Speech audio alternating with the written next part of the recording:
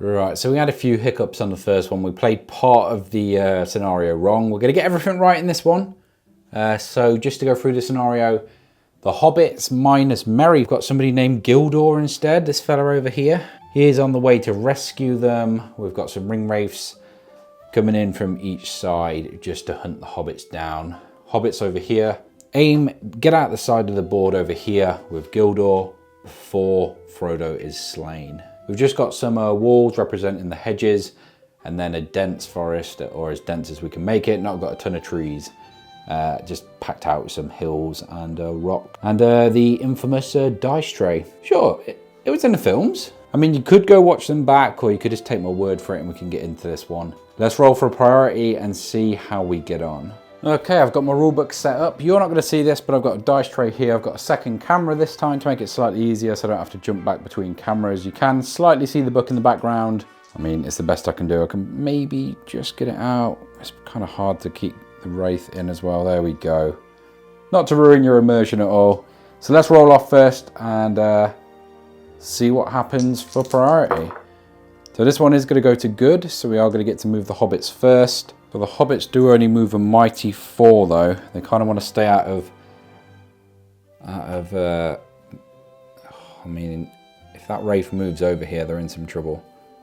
I think they're just going to slide up to this tree and move as best they can. So the Ringwraiths are going to work as sentries. So basically, if you don't know how that works, I'm going to roll a d6 on their move phase. On a 1, they stay where they are. They're just sort of looking around, searching. On a 2 to 3, they're distracted by noise, and the good side can move them somewhere 3 inches. On a 4 to 5, the sentry is going to walk half its speed, so 3 inches towards where they think we are. So they're just moving towards us. On a 6, they're going to rush, so they're going to move their full 6 towards our characters. It says, if during the end phase of any turn there is an unengaged sentry within 3 inches in line of sight of an enemy model, then the alarm has been raised. Once the alarm has been raised, all sentries revert back to normal rules and move as usual. So we want to try and go as undetected as possible. Ideally, we want to get at least halfway down the board before we're revealed, but we shall see. So currently just set up behind these trees. Obviously there are 3 wraiths around us, so we're going to find out what happens. That okay, that's a 6. That does mean wraiths are going to book it over to us. So wraith number 1 is just going to hightail it over here. Wraith number 2 straight to us. Know exactly where we are straight away. Oh, and this one's fallen over. That counts as a wound. Not within 3 inches of us. Can see us, but maybe they're a little unsure. They go a little skulk around a little more before they make any decisions. Already forgot something. We need to make courage tests with our hobbits, because if not, evil can move us instead. So let's make a courage test.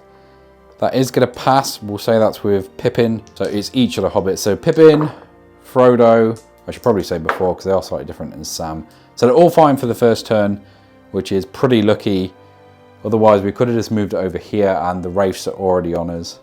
I mean, this is going to be difficult. If we fail even one of those, then we're in for a rough time. Okay, so it is optional when Frodo puts on the ring. Obviously, he is the most important character, so if he's about to get caught, that's probably what we're going to do. I'm just going to shuffle these around. Probably makes sense to have Sam one side and Pippin the other, just to protect Frodo as much as we can. We're not going to put the ring on this turn, so let's go to priority. And it's another win for good. So let's do some courage tests first. So we'll go with Sam to move first. Sam passes with flying colours, the most courageous of us all. I think they should probably all book it this way. They don't want to end too close to this wraith is the only problem. So if we put Sam there, then we'll go Pippin. Pippin passes. Pippin can move slightly more. They kind of just want to body block for Frodo though, so let's go like here. And then Frodo, let's try courage test first. All good, can just tuck up between them, I think. There is a very good chance that wraith is going to get in range here and set the alarm off is the only worry. Let's find out. So we'll go to the sentry roll. It's going to be a 5, so they're going to move half speed to where they believe them to be. This is going to be very close. Oh, oh that's not in. I'm not going to count that. That is not in. So I'm not going to give them the benefit of the doubt. because I've been shuffling them up maybe slightly more than they should move. So yeah, they're just going to go like that. They are closing in on the hobbits, but not quite there yet. Back to priority then. Can we actually... I'm curious, can we move Gildor? No, it doesn't say I can't. Also doesn't give me any stats. I'm not even... Let's go 6 and then 6 just took up... He would probably have the same sentry wall, and they've only got to move... I think they've moved 9 so far, so he can go up to here. He doesn't know where they are yet. That's fine. Now you may notice here that they don't roll for courage, which could massively affect this turn. The following turn I do actually roll for it. They do all pass. It will be in the video just to prove I'm not fudging the rolls. Just wanted to explain that in case anyone was unsure what was happening here, why I didn't roll courage. Once again, we are just going to sprint everything as far as we, probably a bit more that way. Let's took Frodo there and Sam here, something like that. I mean, this Wraith is, yeah, we're going to need a very low roll to be able to get out of this one, else Sam is in some trouble here. Let's find out the sentry roll. It's a 4. Which is not good. The sentry is going to move where it thinks they are, which is here and here. This Wraith is going to keep advancing. It's now within 3, so the following turn they can move as they wish. The alarm has gone off. They found the hobbits. Is Gildor going to get here in time? Probably not. I'm guessing he's got a profile in here. I'm going to have a quick look. Just me again. A few moments where I don't have the magic roll on screen. Sometimes I have the wound roll, sometimes I don't. I was rolling the magic for some reason near my sheets, which said sort of the woolen stuff that they had. So a little mistake there. Still teething problems. I guarantee there will be none in the 3rd episode though, so make sure you subscribe to find out. How is that my selling point? And things are about to kick off. Good win once again. What is going on? Frodo is absolutely going to book it this way to here. We didn't make courage rolls for that one. So Frodo passes. Pippin passes. What is going on? Sam also passes. Okay, that was last turn though. So this turn, Frodo, he's just moved. Passes. Okay. Most courageous hobbits of all time. I mean they are. So true to story. Oh, Pippin. So not only can Pippin not move, he can't charge this turn, which means this Wraith is going to get into Frodo. So with that in mind, should probably tuck him behind the tree so that other Wraith can't see him. And Sam is going to try and charge this one. Sam gets it. Can he get in? I think we might just be in there. Yeah, we're good. So Sam is going to slam into this one. We are going to move our elf buddy 6. So just to get in line with Frodo. Other than that, it's over to evil. So we are going to have our Ringwraiths just... You can definitely see Pippin at least. So he's going to slam into Pippin. Although first, we could cast some magic. This turn, the Ringwraiths got into the hobbits. They threw some black darts. They failed a few. Didn't really get any wounds on anything. I didn't use any will in this game. They do tend to go for Pippin first and take him out, so he doesn't have any, so it's not the biggest mistake. I did forget a little bit later on, but they do tend to get into combat later on because I do make a questionable decision with Frodo. You can probably guess what it is, but it's a very close end, so make sure you stick around. Let's bring you a little closer into the action, and evil is going to win its first priority. So this Ringwraith here is going to throw a black dart into this fella. Use an evil dice. What are these rolls? I'm kind of happy because I would like good to win, but not like this. So he's throwing his thing. He's going to slam into combat. Probably goes after Frodo, honestly. The next one, this one, into Pippin. 3 is going to deal a wound, so we'll keep track of the wounds. Pippin only has the 1, so we're going to have to go to fate here. Roll the fate dice, And it's failed. So Pippin is removed as a casualty. I mean, it only technically matters about Frodo, but that never feels good. We're going to throw a black dart into Sam. So again, going to need a 3, and it is going to be a wound. 2 wounds on Sam, and 2 fate. So we are going to, we'll just take the wound. Put a wound, so he's got 1 wound left. And they're both going to slam into Sam, I think makes sense. Over to the side of good then, we're going to need to make a courage test. That is going to fail. So our captain is going nowhere this turn. And it's going to be over to some fighting then. We'll do the 2 on Sam first. Evil just win that one. It was strength 4 on 3s. Needing 4s. So 2 strikes, 1 missed. That's going to be 2 hits. We're going to need both of these fate to succeed, else Sam is out of here. That one's failed, but we will spend a might, so it passes. And then this one fails again. Haven't got enough might left, so that is going to be a KO onto Sam. Going from a comfortable start, getting across half the board with no issue whatsoever. Frodo is very much in trouble now. We'll do Frodo's fight versus the Ringwraith. He's really going to have to win this one. Here we go then. Frodo does win. He forces that Ringwraith back. Editing some Wraith sounds here. It is going to be against defense 8 though. Strength 2. 6 by 5s. Okay. Missed the tray. That's a 3. That's going to do absolutely nothing. We are going to priority then.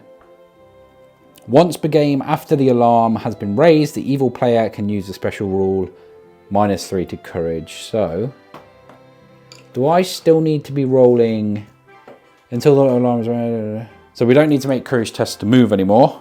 We'll activate Cry of the Nazgul because it does mean the captain is going to struggle to get into them and protect Frodo this turn. Let's go with Frodo first then. See what we can do here. He's just going to leg it as far as he can go. Somewhere behind the captain. Should be safe there. Won't be able to see his base, so that might protect him for a turn maybe. There's going to be some black darts coming his way though. Things very much in the favour of the Ringwraiths here. Managing to throw some darts. They are almost maxed on will at this point though, so they're going to have to slow down. They've already taken out 2 of the hobbits. Frodo's on the run. There's still 3 Ringwraiths left, not managed to deal any wounds there. Things are not looking great for the side of good. The captain, -3. Let's have a look at the courage we gave him. 6, so he's going to be down to a 3. So he's going to need a 7 to slam into this Ringwraith here. He does get it, so is going to get a chance to take this Ringwraith on. The other 2 Ringwraiths, that's lined up perfectly where this one can't actually see. So this one is going to slam round here. And this one is just going to leg it and try and catch up with our good friend Frodo. Now, you can cast Black Dart into combat. Gildor does manage to hold off the Ringwraiths, but at the cost of some life. Frodo foolishly put on the ring. I think it's very thematic, though. Even though it's just a mistake on my part, it does fit the characters. Hobbits aren't the most reliable. I guess they are. More reliable than me and the rules, anyway. You're not here to see the perfect gameplay. You're probably here just to see how I contend with it, and it turns out not very well. So he gets 2 attacks. So there is hope at least. Is going to go over to the side of evil there though. They're going to get 2 strikes. 4 on a 6. I think 4 on a 4, sorry. So it's 4s. That dice is cocked. No wounds dealt. What is with these Ringwraiths? Using rubber swords. Let's roll for priority then.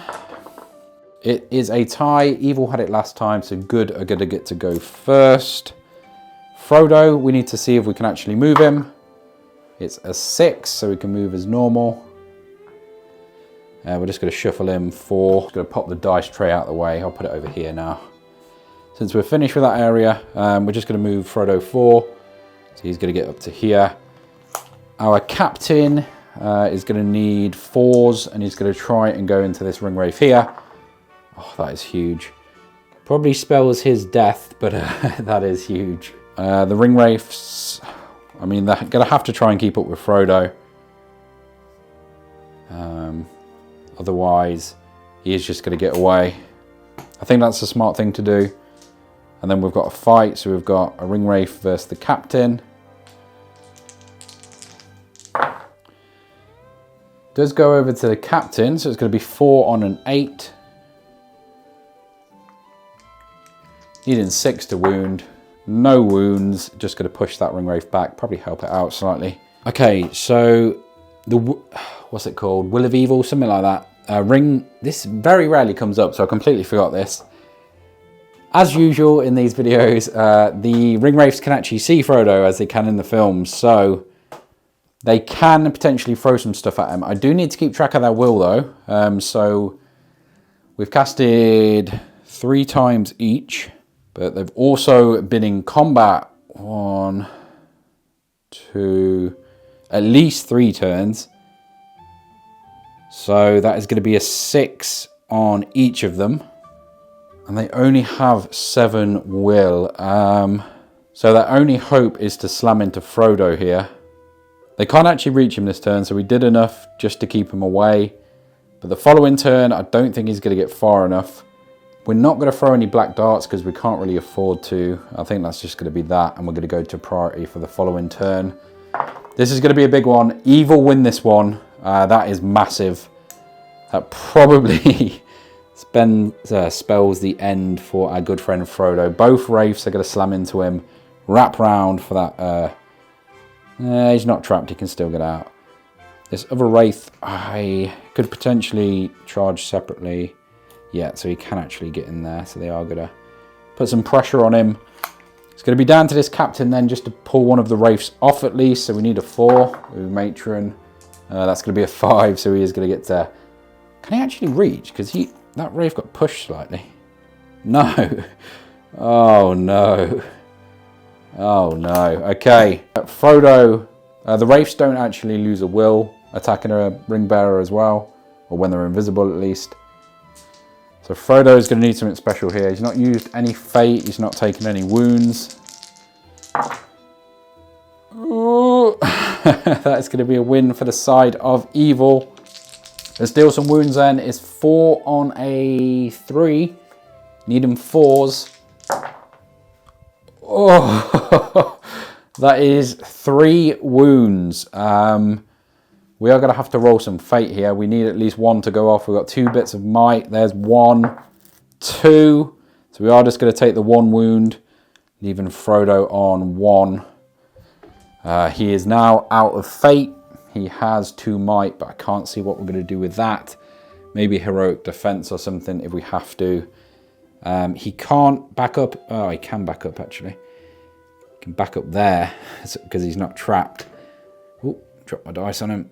So he is going to back up and hit this rock after being stabbed. He's feeling very much like the films here. He is surrounded. Next turn, if they win priority, I think it's over because they're going to trap him against that rock and stab him silly. So let's find out. Is it going to good or evil? It's gone to evil. We are going to call a